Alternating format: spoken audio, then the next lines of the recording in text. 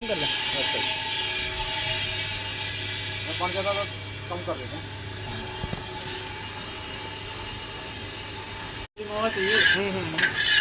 पहले 3 मंदिर दिया था सब नाव दे दो। दाना निकाल आगे थोड़ा खोल के दुकान काट दो। सही है सही है।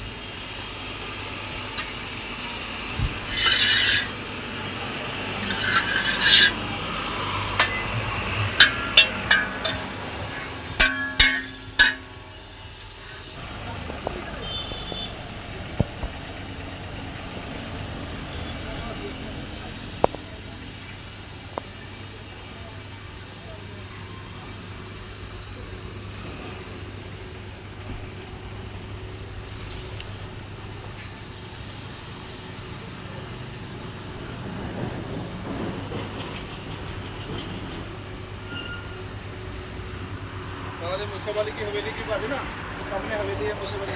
सामने मूसे वाली की हवेली है, इधर कब्र है। ले होगा टाइम।